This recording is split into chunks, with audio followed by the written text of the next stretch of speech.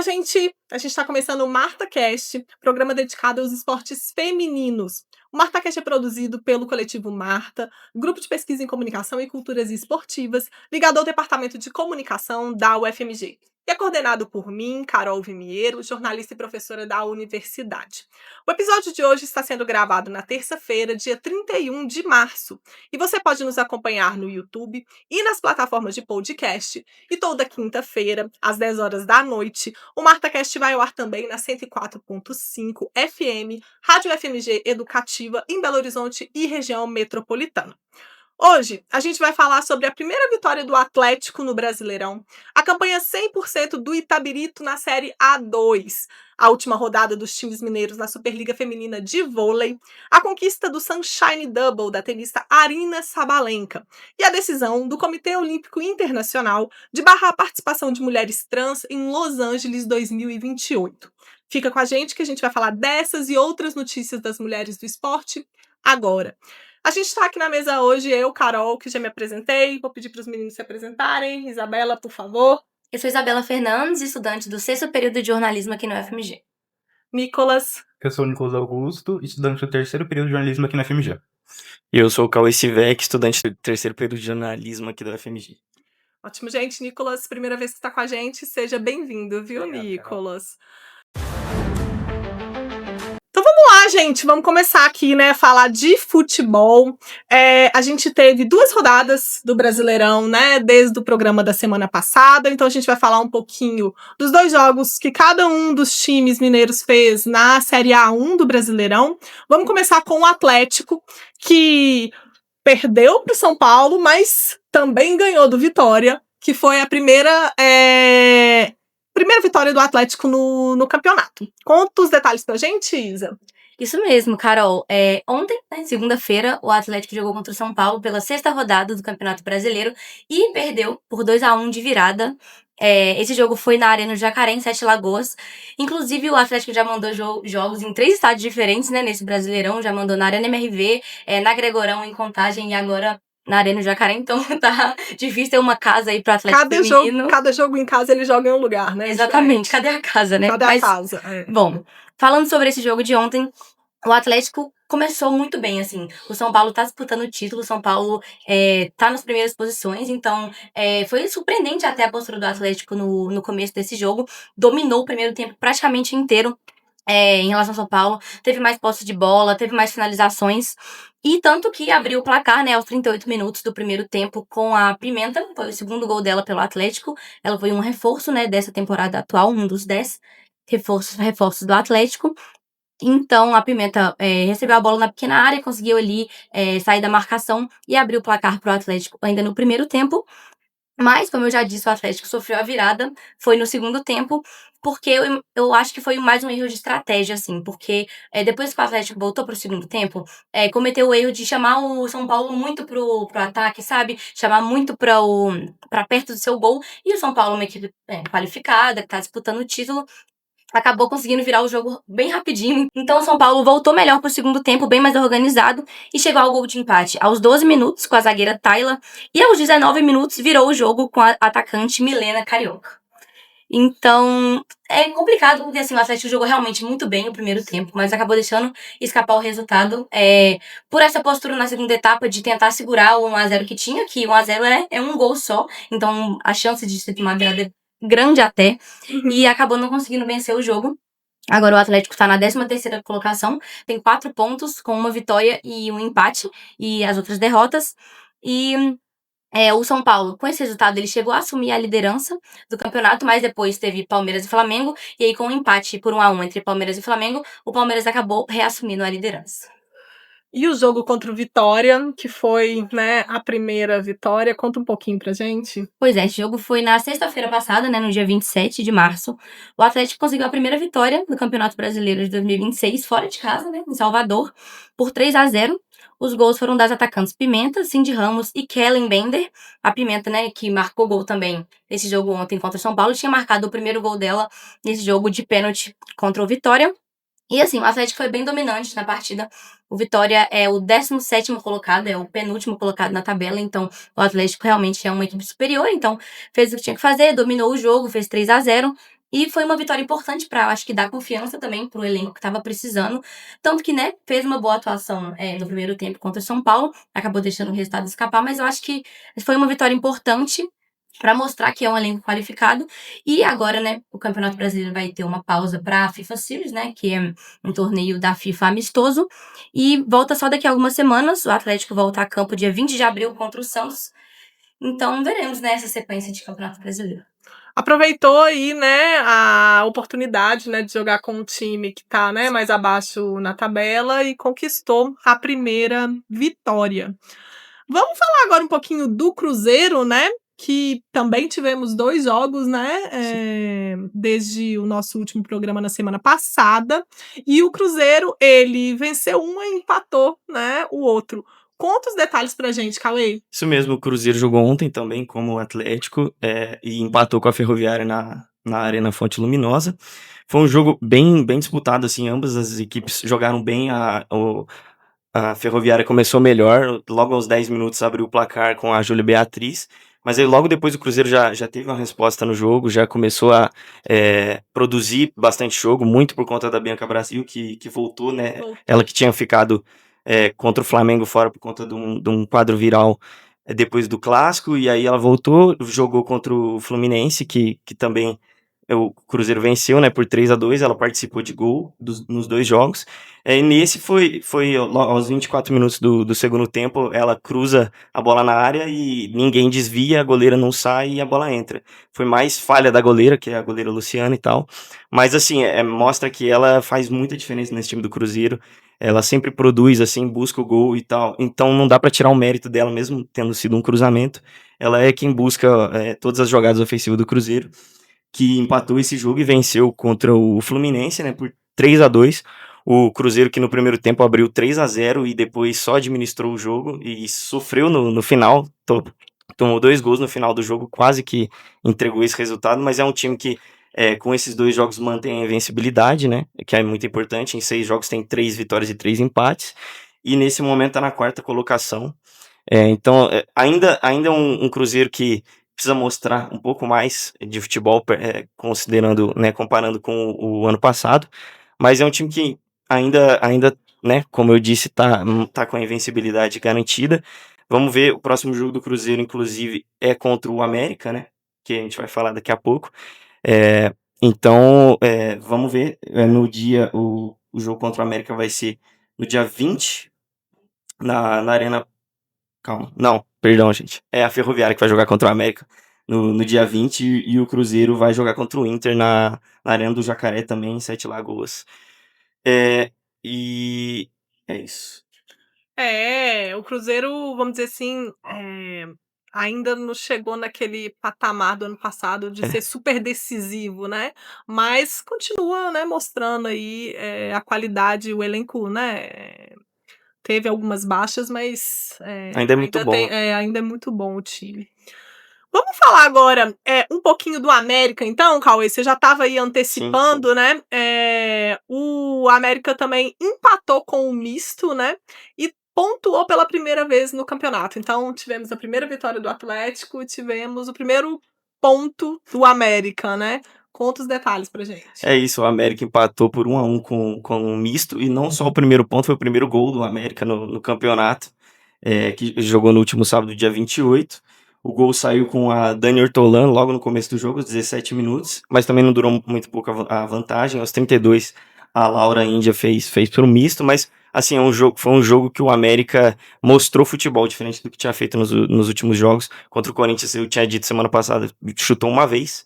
Nesse já foi bem mais, foi 14 chutes pro América e 12 pro misto. Então, assim, foram 2 times que proporam o jogo. O América, no segundo tempo, melhorou bastante com as mudanças que teve no intervalo, mas também deixou muito espaço pro misto crescer nos contra-ataques. Então, os 2 times tiveram grandes chances e só o jogo não saiu do 1-1 por conta das 2 goleiras, que foram os destaques da partida. A goleira do América, a Sandy, que já tinha feito uma grande partida contra o Corinthians. Ela tinha defendido 11 dos 15 chutes, né? 4 entraram, e ela pegou 11. Nesse jogo foram 6 defesas dela e 5 da Nádia do misto. Então, as 2 goleiras foram muito bem, muito porque os 2 times deram muito espaço no segundo tempo.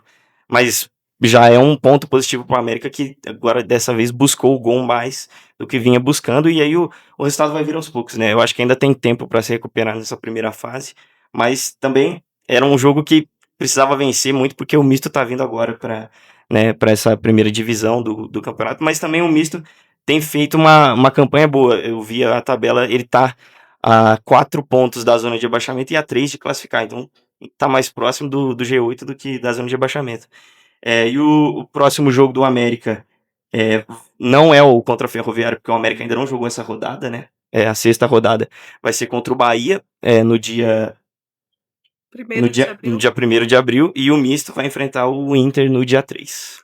Sim, a gente tá gravando o programa na terça, né? Então esse jogo do América contra o Bahia, ele vai acontecer depois da gravação, né? Que é nesta quarta-feira, dia 1º de abril.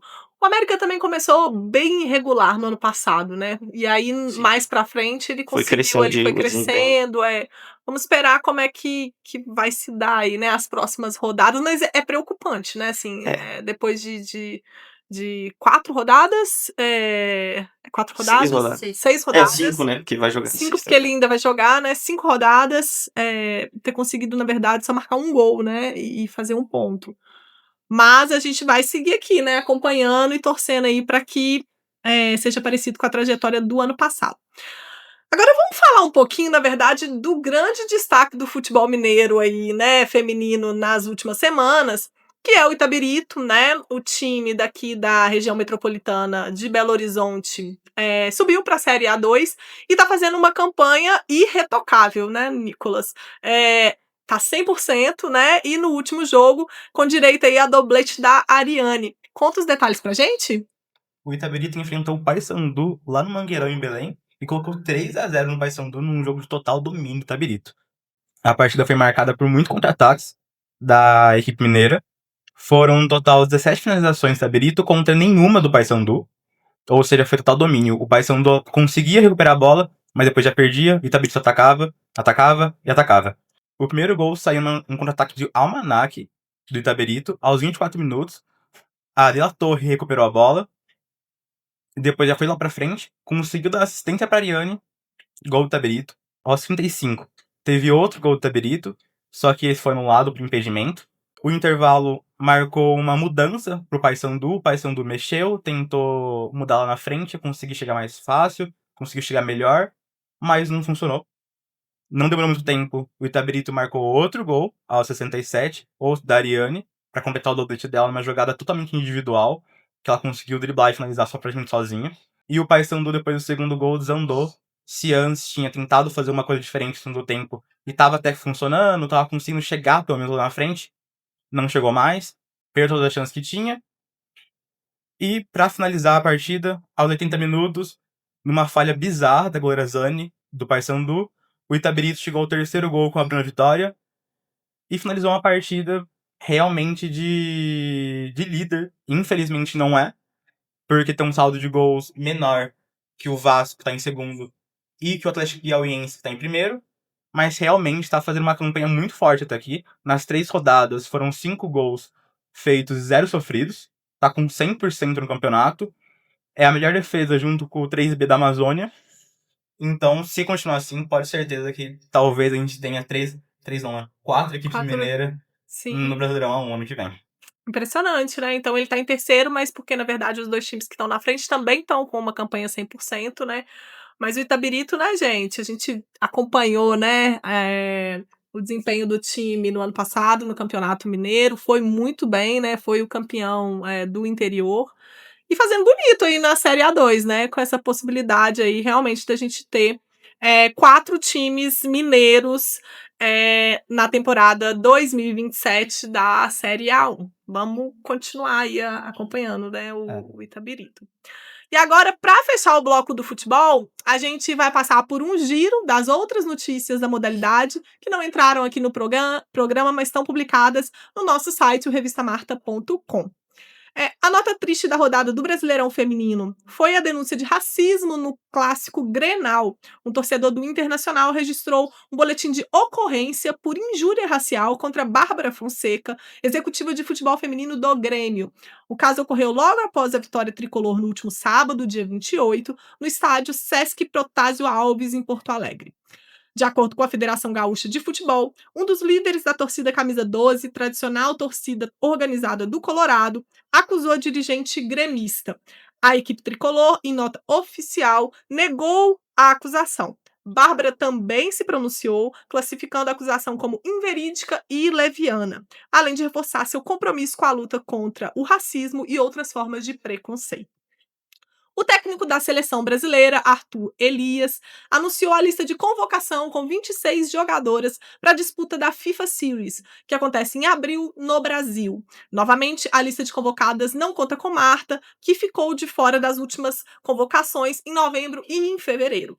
O Cruzeiro tem 3 jogadoras convocadas, que são as zagueiras Paloma Maciel e Vitória Calhau, e a atacante Marília.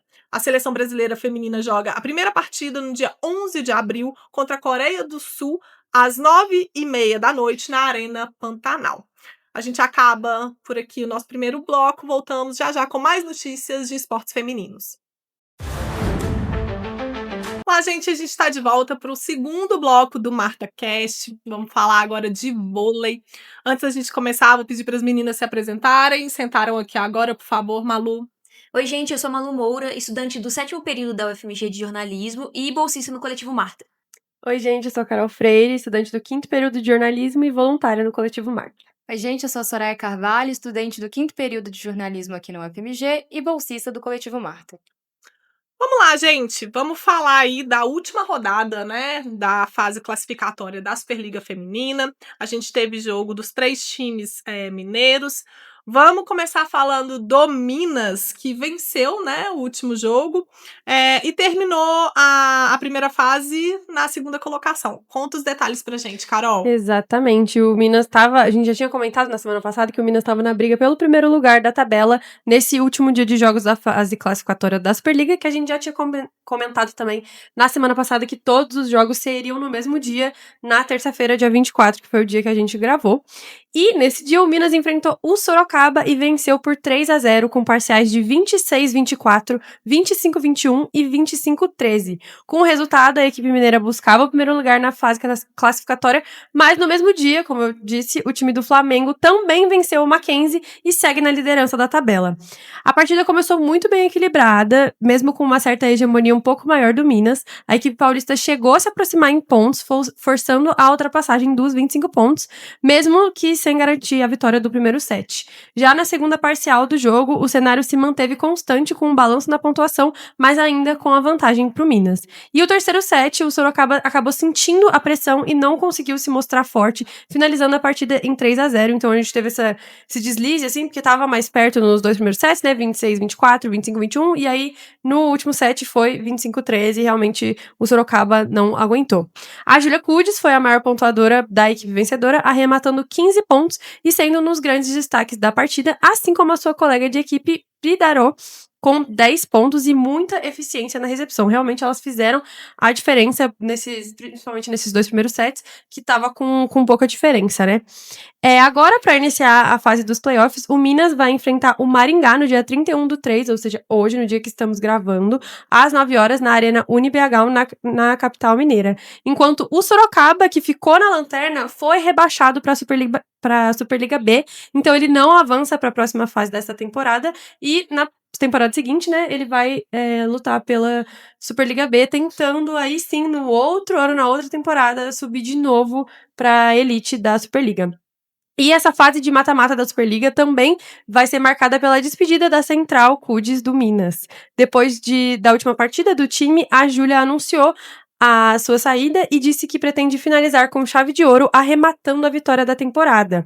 A atleta ainda não divulgou oficialmente qual que será o futuro da sua carreira, mas, de acordo com o jornal O Tempo, o Novara, um time da Itália, seria o provável destino dela. E eu acredito que possa ser sim, porque as nossas atletas, principalmente as melhores, assim, né, não que todas não sejam incríveis, mas as da seleção, elas têm esse histórico de começar, às vezes, em times menores, aí vai pro Minas, vai pro Praia, vai pro Osasco, e aí depois sai do Brasil, vai principalmente pra Itália, ou pra Tailândia, ou pro Japão. Elas costumam sair do Brasil, né, fazer uma carreira fora. Então, a Júlia tava realmente, ela vinha crescendo muito desde as Olimpíadas, principalmente, tava chegando esse momento, sabe? Eu ficava esperando mesmo o momento em que ela ia saltar, que ela ia brilhar ainda mais, porque por mais que o Minas seja um time muito bom, eu sinto que ela tem mesmo esse potencial pra ir pra fora, pra fazer essa carreira fora e brilhar ainda mais quando ela estiver atuando pela seleção, né?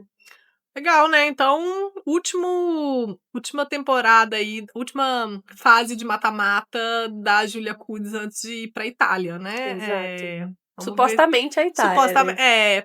eu acho que enfim, o tempo tem feito uma cobertura, né, próxima do vôlei aí, tô acreditando que possivelmente é isso mesmo. Então vamos continuar falando aqui, né, de Superliga e falar desses jogos aí da última rodada da fase classificatória.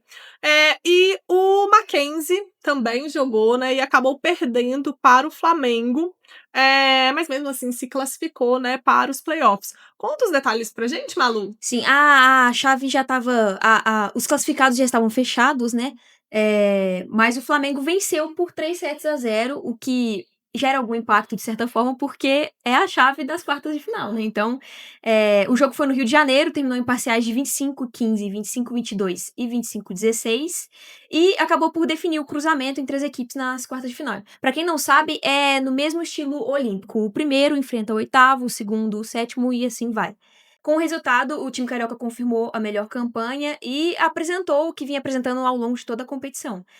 Um volume de jogo intenso, um sistema de saque e bloqueio que funcionou muito bem, consistência ofensiva. A Simone Lee foi mais uma vez uma das principais pontuadoras, enquanto a oposta Tainara teve uma atuação decisiva e foi premiada como destaque da partida.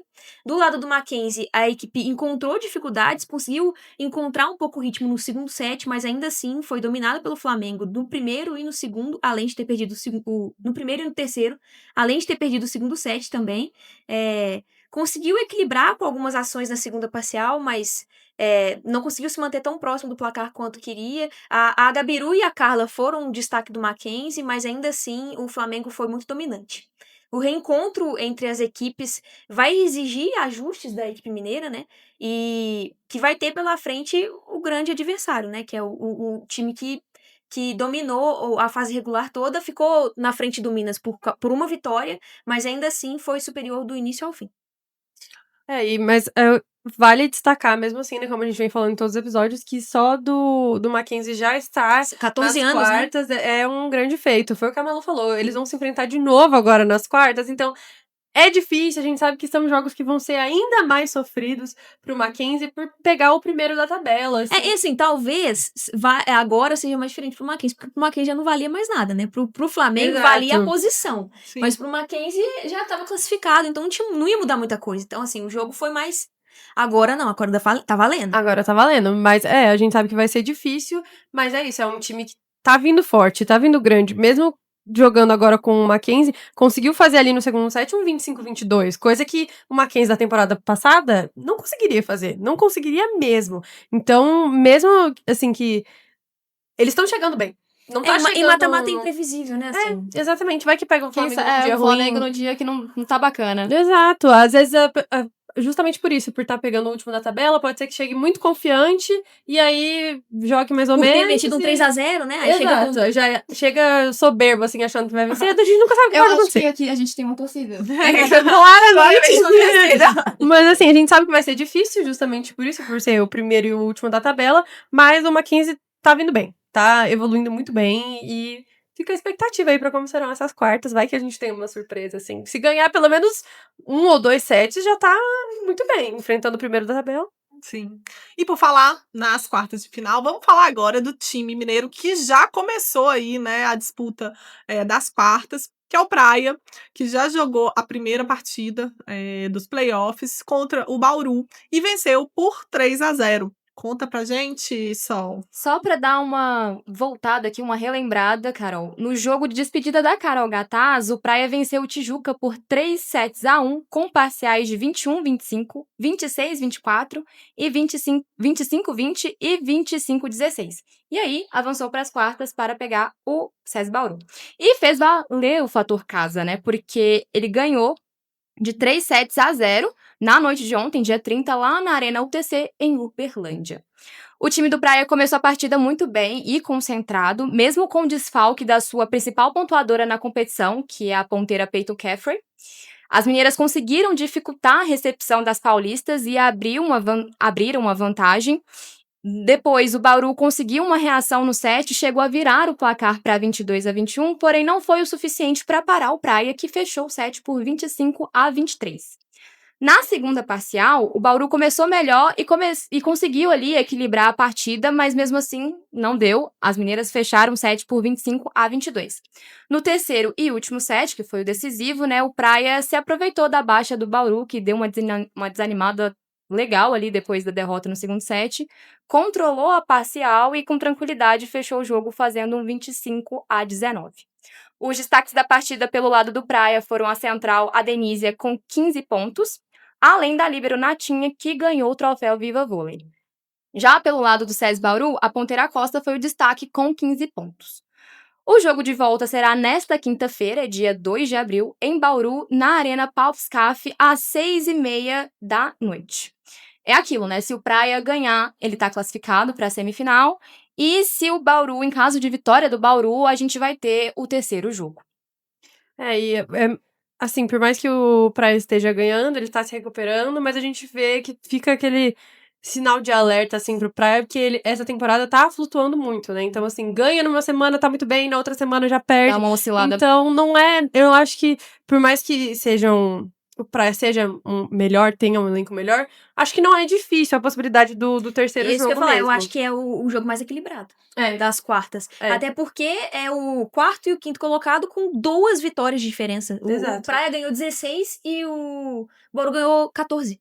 E tem essa questão de que o Praia, a gente já comentou aqui, que desde Não do tem final da constância, temporada né? passada e o começo dessa temporada, assim, não tem constância, tá flutuando muito. Então eu acho que essa é uma quarta que tem grandes chances de ir pro terceiro jogo mesmo. Eu acho que essa definição de quem vai avançar pra semi vai ficar um pouco mais tardia do que os outros chaveamentos. Legal, gente. Mas vamos, né, seguir aí, acompanhando nas próximas semanas e vamos ver como é que os 3 times, né, mineiros vão se sair. Não queremos, né, como no ano passado, que Pois é. criamos várias expectativas, todas Foram elas frustradas. frustradas. Frustradíssimas. Mas enfim, acho que é um ano interessante, né, com os 3 times Sim, indo com para os certeza. playoffs. E agora, para fechar aqui o bloco do vôlei, eu vou passar por um giro das outras notícias da modalidade que não entraram no programa, mas que estão publicadas no site da Revista Marta, ou revistamarta.com. O Sesc Flamengo confirmou o favoritismo ao terminar na liderança isolada com 19 vitórias em 22 jogos, somando 55 pontos na Superliga Feminina de Vôlei. A equipe comandada por Bernardinho garantiu a vantagem de decidir em casa todas as etapas dos playoffs, impulsionada pelo desempenho brilhante da ponteira norte-americana Simone Lee, que fechou a primeira fase como a maior pontuadora da competição, com 424 acertos e líder em aces, com 26 pontos de saque. As brasileiras Verena e Tainara conquistaram seu primeiro pódio internacional no Challenge de Nayarit, no Beach Pro Tour, sediado no México, totalizando a segunda medalha do Brasil em 2026. A dupla chegou à final, realizado neste domingo, dia 29, com 5 vitórias consecutivas, mas foi superada em um duelo acirrado contra uma dupla chinesa por 2-1, com parciais de 21-18, 16-21 e 17-15. A gente termina o nosso bloco do vôlei e voltamos já já com mais notícias de esportes femininos. E a gente está de volta para o terceiro bloco do MartaCast. A gente vai falar nesse bloco de tênis. Antes da gente começar, vou pedir para a Vivian se apresentar. Sentou aqui agora, por favor, Vivian. Eu sou a Vivian, sou estudante do terceiro período de jornalismo aqui no UFMG e sou voluntária no Coletivo Marta.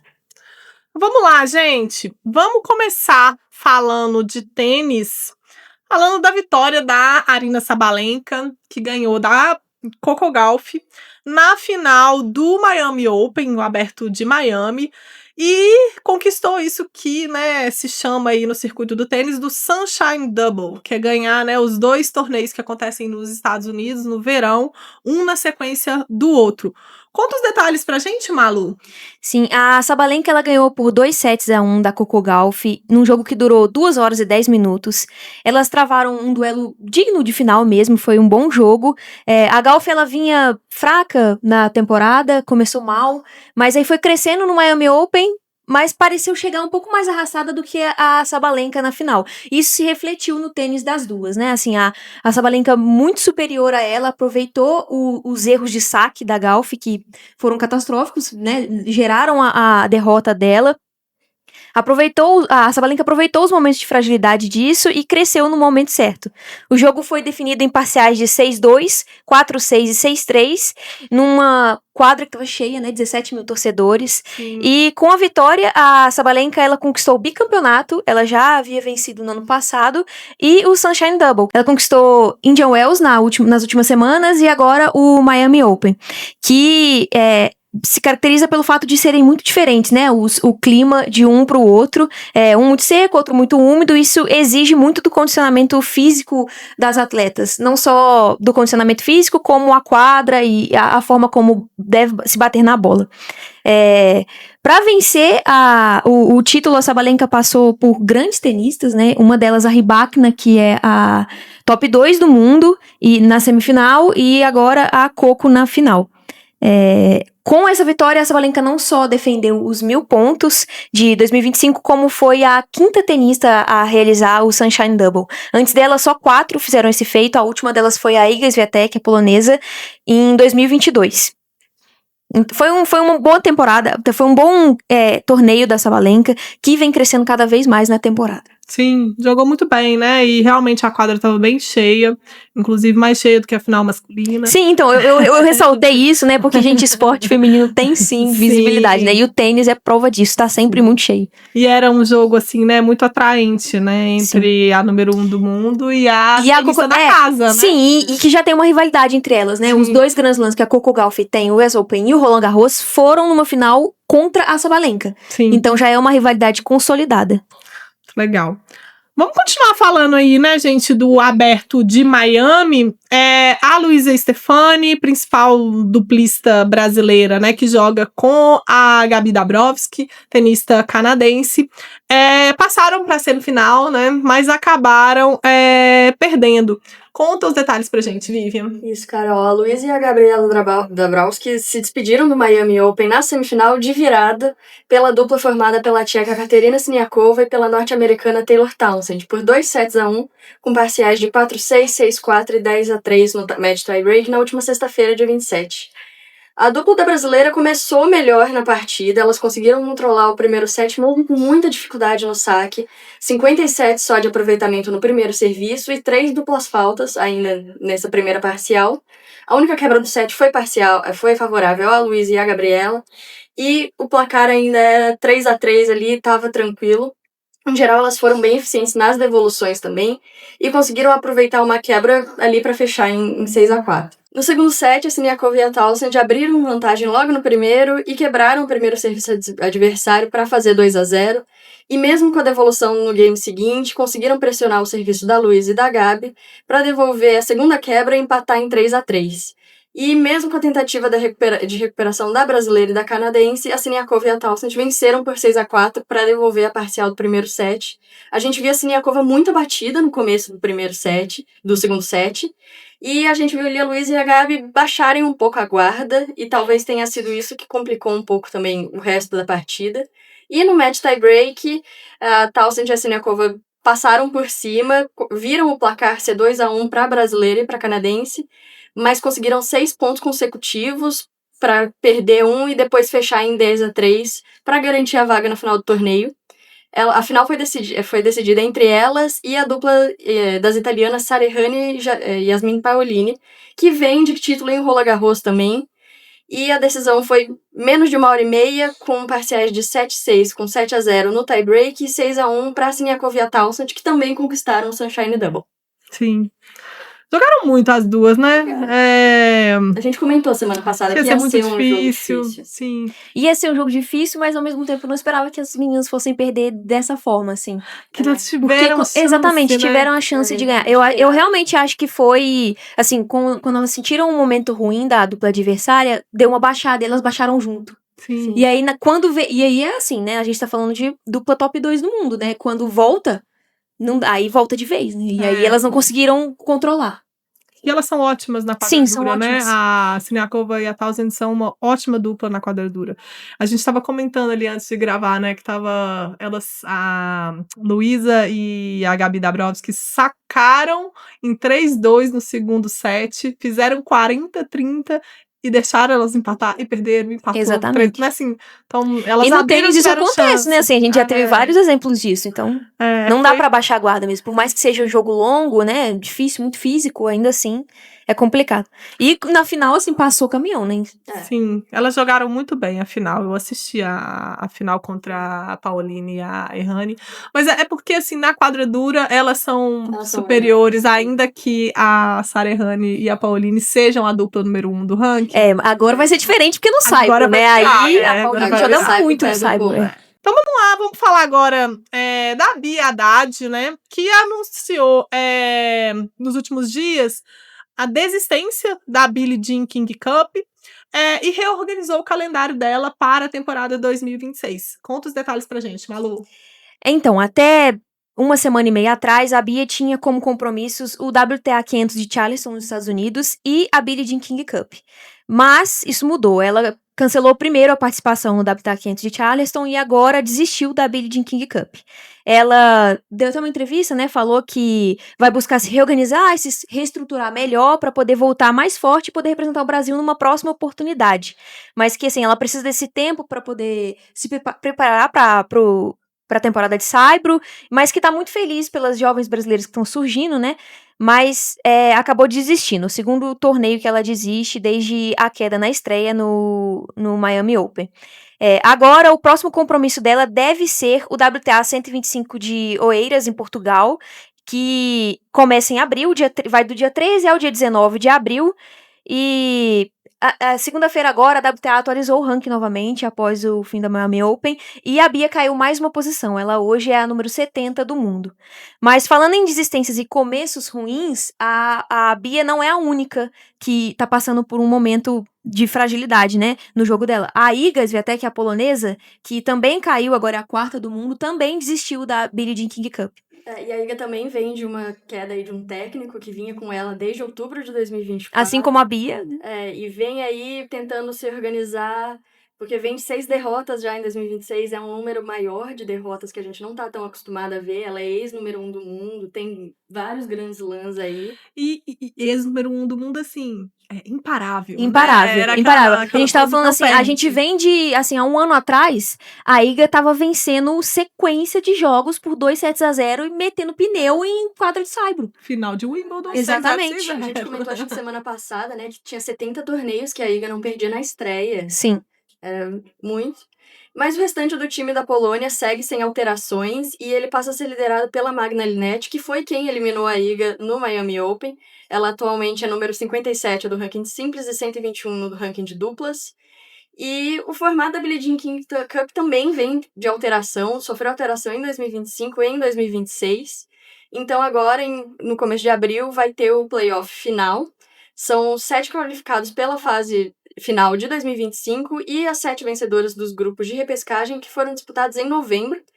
Vão ser duelos, né, com 2 partidas de simples no primeiro dia e uma partida de dupla no segundo, que são dia 10 e 11 de abril.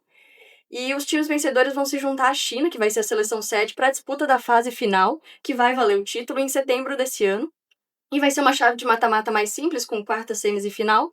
E os 7 times perdedores desses duelos voltam para disputar os playoffs mundiais em novembro.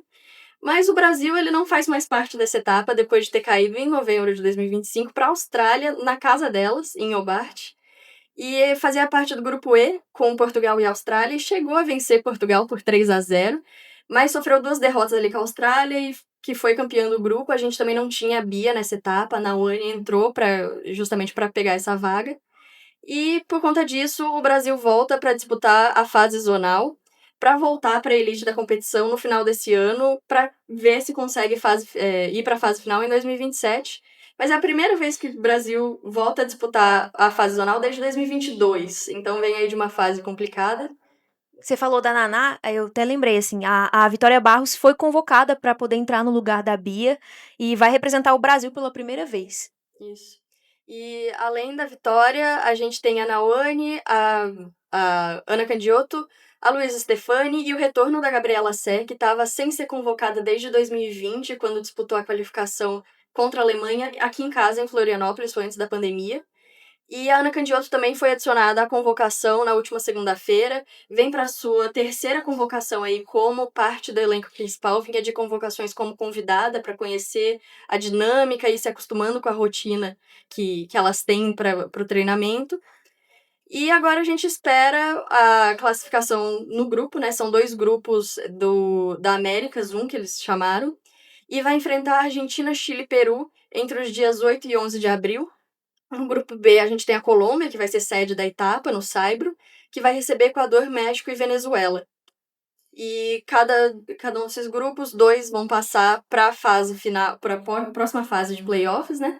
Que foi a fase que o Brasil foi derrotado, para tentar passar aí para a próxima fase da Billie Jean King. Sim. Eu acho que a ausência da Bia, assim, a gente como torcedor sente, né? Porque é uma figura que a gente quer ver jogando, né? Mas eu acho que talvez tenha sido uma boa decisão, porque ela entraria no grupo do Brasil como líder, de fato, né? E não sei se ela tá pronta pra liderar alguém num momento de instabilidade tão grande na carreira, né? Assim, a gente já falou dos resultados aqui, mas ela ainda não venceu na chave de simples esse ano.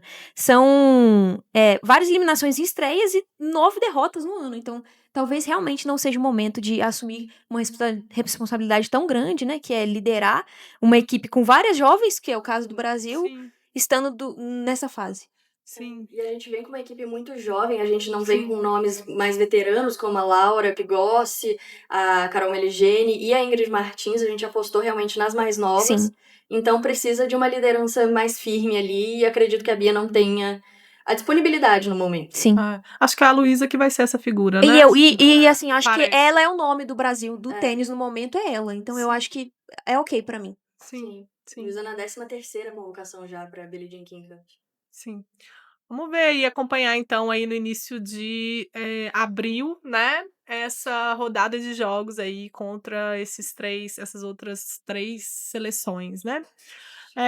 E para fechar o bloco do tênis, eu vou passar por um giro das outras notícias da modalidade que não entraram aqui no bloco, mas que estão publicadas no site da Revista Marta, o revistamarta.com.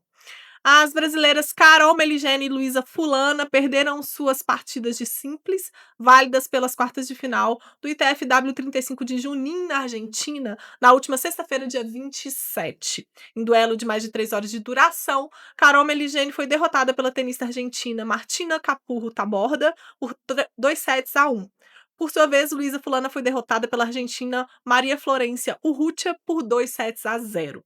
Em sua primeira final de ITF J100, a Clara Coura conquistou o vice-campeonato no Saibro de Mendonça, na Argentina. A tenista brasileira de 14 anos enfrentou a norte-americana Londyn McCord, de 16 anos, e foi superada por 2-0. Clara Coura já tem 2 títulos no circuito mundial juvenil da ITF. O Brasil chegou às semifinais de duplas do ITF W15 de Santiago com 2 representantes. A dupla formada por Marjorie Souza e Ana Tabunchski foi superada por Romina Cuno e Fernanda Labrana por 2-0. Já Júlia Kunishi e Gimar Geraldi Gonçalves enfrentaram Luciana Moiano e Antônia Vergara Rivera e foram derrotadas por 2-1. A gente termina por aqui o terceiro bloco do MartaCast. Voltamos já já com mais notícias de mulheres do esporte. E a gente está de volta para o último bloco do MartaCast. Vamos falar aqui de skate, tênis de mesa e basquete. Antes da gente começar, vou pedir para os meninos se apresentarem. Sentaram aqui agora, Lara, por favor. Oi, eu me chamo Lara Tavares, eu sou estudante do 7º período de Publicidade e Propaganda aqui na UFMG e sou voluntária aqui no Coletivo Marta. Olá, Amanda. Oi, gente, meu nome é Amanda Camargos, eu sou estudante do 5º período de jornalismo aqui na UFMG e sou voluntária no Coletivo Marta. Oi, gente, eu sou Hugo Rezende Reis, eu sou do 6º período de jornalismo e sou voluntário aqui no Coletivo Marta. Então vamos lá, gente. A gente está aqui, né, inaugurando esse modelo com 5 pessoas. Troca o microfone aqui, ó. É, vai dar certo, vai dar certo. Vamos começar então falando de tênis de mesa, né? E da Bruna Takahashi, que venceu na estreia na Copa do Mundo da modalidade. Conta pra gente, Sol. Pois é, Carol, a Bruna já começou com o pé direito ali a Copa do Mundo de tênis de mesa. A competição está sendo realizada lá na China, em Macau. A Bruna duelou com a argelina Tanya Morse, de apenas 15 aninhos. Ela é muito novinha e a venceu por 3-0 com parciais de 11-4, 11-6 e 11-7.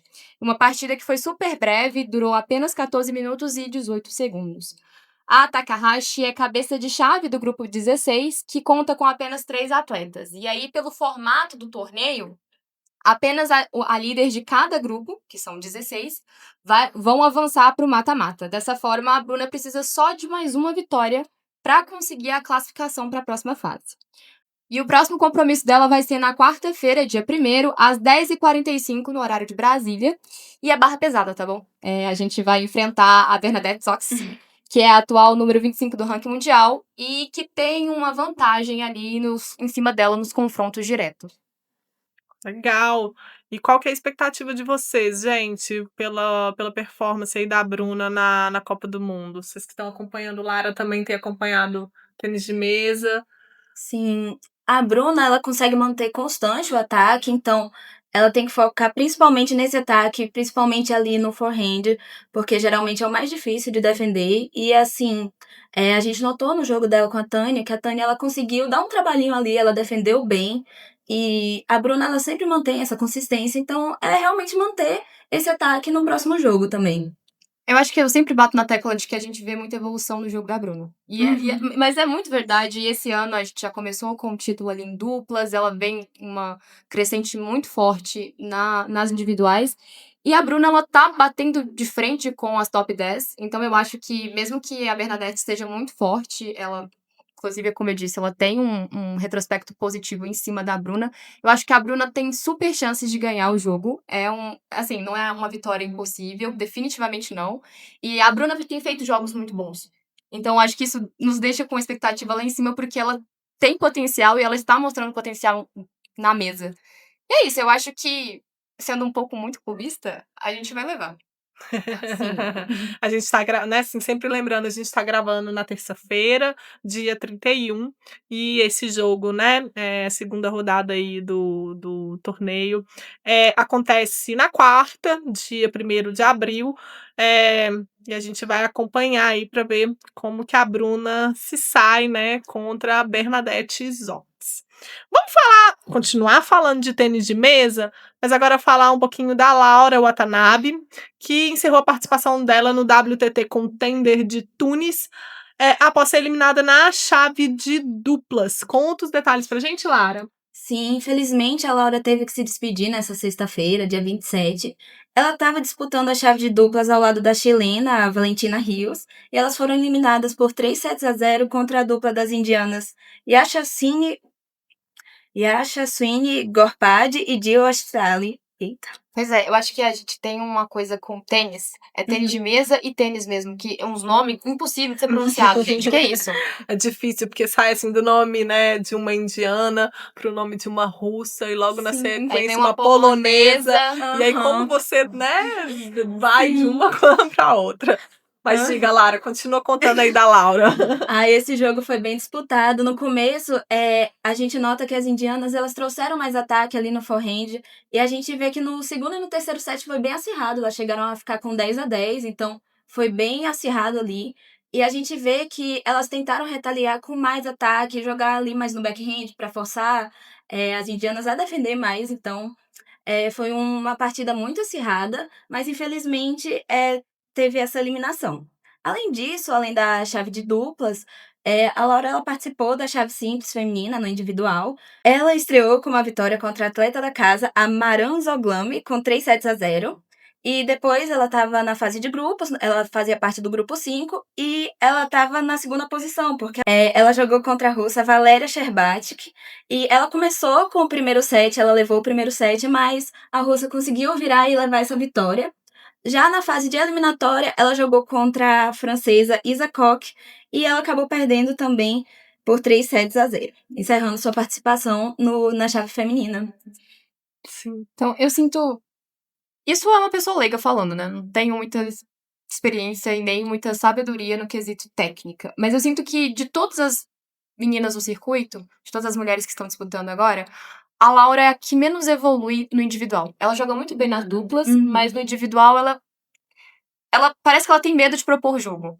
Eu acho que é isso. Sim, a Laura, a gente vê uma boa defesa dela, mas acho que se ela arriscasse um pouco mais no ataque, se ela forçasse um pouquinho ali no forehand, eu sei que dá um medo na hora de fazer o topspin, de fazer o drive, mas acho que ela arriscando nisso dá mais uma chance de vitória pra ela. Porque às vezes ela tá muito bem no jogo, mas falta aquela coisa de ela ir atrás do ponto, sabe? Ela Sim. fazer o ponto acontecer. Tomar a iniciativa do ponto. Exato. Fica no jogo mais defensivo, apesar de ser uma boa estratégia, às vezes se você arriscar também dá pra virar o jogo a seu favor. Legal, gente. Tô adorando ouvir vocês falar de tênis de mesa.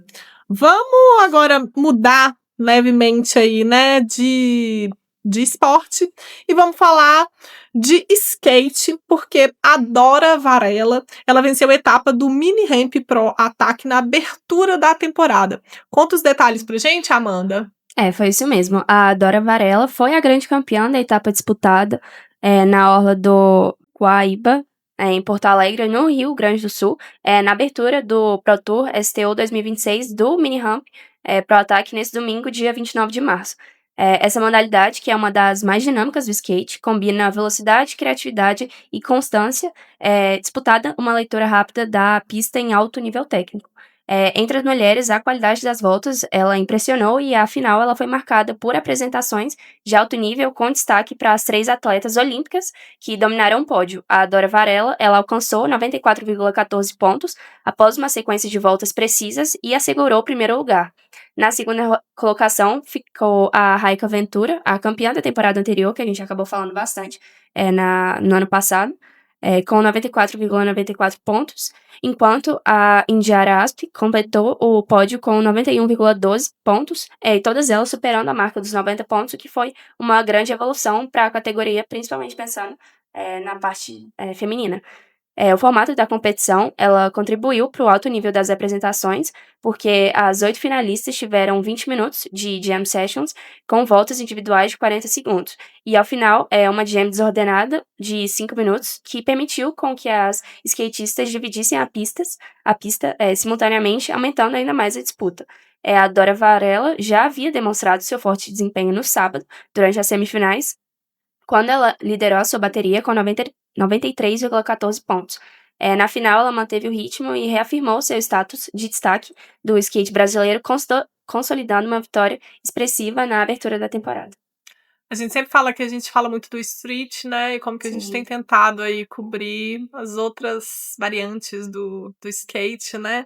E aí falando um pouquinho, então, da Dora Varela e do desempenho dela aí nessa etapa que foi disputada em Porto Alegre, lá na orla do Guaíba. Vamos agora falar um pouquinho de basquete feminino. Depois de 4 rodadas, a gente tem só 2 times que permanecem invictos na liga de basquete feminino, o Unibet Campinas e o Sampaio Basquete. Conta pra gente os detalhes, Hugo. Conto, é isso mesmo, somente o Sampaio Basquete e o Campinas continuam, né, invencíveis, né, continuam com 100% de aproveitamento nessas 4 rodadas. Agora tá começando a 5ª rodada, mas ainda vai acontecer, porque, né, o programa é gravado na terça-feira, então ainda vai estar rolando, inclusive hoje, jogos da 5ª rodada. Mas começando pelo Unimed Campinas, ele enfrentou o Cerrado BRB, que também estava invencível antes desse jogo, e eles tiraram essa invencibilidade do Cerrado, e aí as meninas ganharam por 86-80. Nos 2 primeiros quartos, o CA do BRB até que foi pau a pau, foi muito bem assim, junto com as jogadoras do Campinas. Porém, quando foi chegando a partir do 3º quarto, principalmente, começou a ter uma diferença muito grande devido ao volume de jogo, porque as meninas do Unimed e Campinas começaram a correr muito melhor a quadra, correr os contra-ataques. E aí, por causa disso, nessa volta, assim, do intervalo, principalmente a partir do terceiro quarto, o Unimed e Campinas, ele foi muito melhor e aí conseguiu se aproximar. O placar terminou 66-67 no terceiro quarto. E no último período, aí elas conseguiram abrir uma vantagem maior. Esse jogo foi bem pegado, realmente 86-80.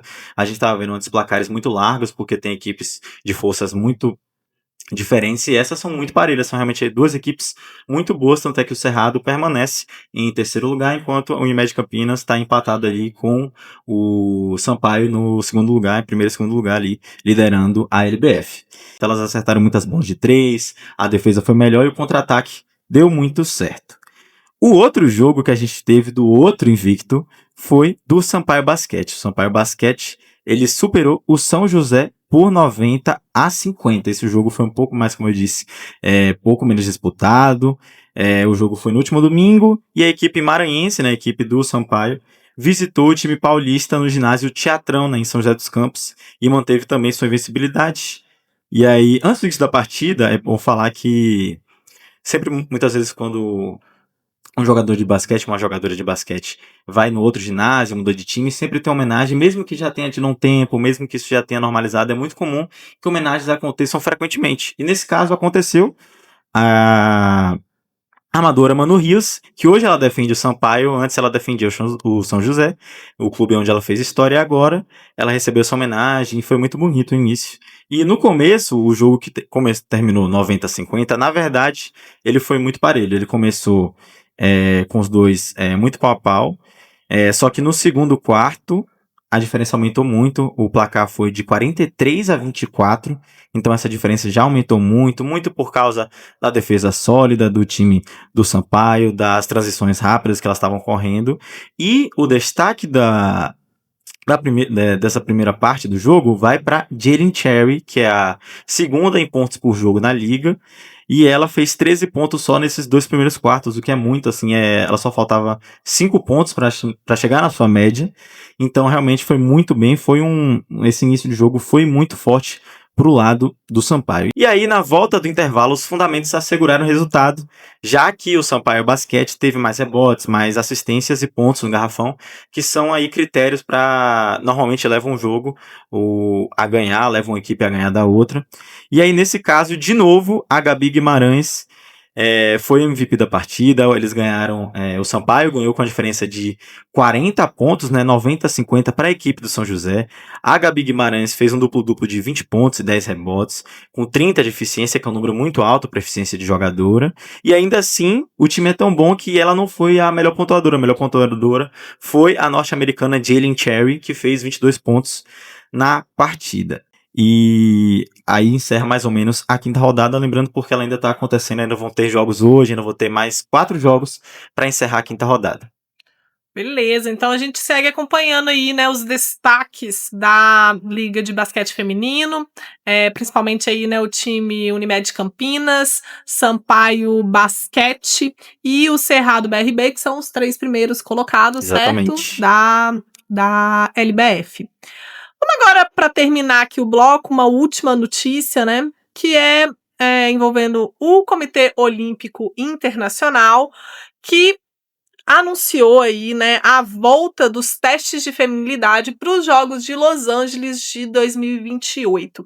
Conta os detalhes pra gente, Sol. Pois é, Carol, depois de falar sobre várias coisas legais aqui durante o Mastercast, a gente vai encerrar com essa notícia, né? O Comitê Olímpico Internacional, o COI, aprovou nesta quinta-feira 26 uma nova política que proíbe a participação de mulheres transgêneros na categoria feminina dos Jogos Olímpicos a partir de 2028. Essa decisão foi liderada pela presidente da entidade, Kirsty Covent, e estabelece que a categoria será restrita a mulheres biológicas. E esse critério ele será determinado por um teste genético único do gene SRY, que é um gene localizado no cromossomo Y. E é isso. As atletas farão um único teste e, se o resultado for positivo para a presença desse gene, elas estarão fora. É basicamente isso. Segundo o anúncio oficial, a medida visa proteger abre aspas, a segurança, a justiça e a integridade do esporte. O COI está se baseando em estudos que indicam vantagens físicas ligadas à Epa. Ligadas à testosterona e ao desenvolvimento masculino em termos de força, potência e resistência. E em um pronunciamento oficial que eles fizeram ao site GE, o comitê ressaltou que essas medidas não serão aplicadas em nenhuma prova da categoria masculina, apenas da feminina. E assim, embora modalidades como a natação, atletismo e ciclismo já tivessem adotado essas restrições, né, semelhantes anteriormente, a nova política do COI, ela padroniza o critério para todos os esportes dos Jogos Olímpicos. Sim, e uma padronização que a gente estava comentando aqui antes da gravação, né, que trabalha com uma, vamos dizer assim, precisão desses testes genéticos que efetivamente não existe, Não existe. né? O cientista que descobriu o gene, o Andrew Sinclair, ele afirma que não é um teste adequado para isso que o COI quer fazer. O próprio cientista que descobriu afirma que não vale, gente. E ele indica se o gene está presente ou não. E é isso, não indica se ele está ativo, se ele desenvolve a testosterona, se a testosterona que é desenvolvida, ela consegue afetar o sistema da pessoa. Então, assim, é muito mais uma decisão política do que científica. Sim. E a outra coisa que a gente estava comentando, né, Sol, de como que existe uma pressuposição aqui, né, de vantagens físicas para os homens, né, tanto que o esporte internacional, né, ele não se preocupa com a presença de homens trans, né, ninguém testa Exato. homem para ver se ele é homem, porque supostamente, se ele for mulher, na verdade ele teria uma desvantagem. Na verdade é uma política, que afeta apenas mulheres trans, né, e que tem aí a intenção, clara de barrar a participação dessas mulheres, em todas as modalidades aí dos Jogos de Los Angeles, que prometem ser complicados, né, as notícias todas das Olimpíadas de Los Angeles, Nunca elas são- vão só Elas vão adicionando. num nível, assim, que é só ladeira abaixo. É. Enfim, gente, a gente termina por aqui o programa dessa semana. Se vocês quiserem saber mais sobre notícias esportivas de modalidades femininas, vocês podem acessar o nosso site, o revistamarta.com, ou nos seguirem no Instagram, o @revistamarta. Vocês podem também nos acompanhar no YouTube e nas plataformas de podcast. E toda quinta-feira, às 10 horas da noite, o MartaCast vai ao ar também na 104.5 FM, a Rádio FMG Educativa, em Belo Horizonte e região metropolitana. Até semana que vem. Tchau, tchau.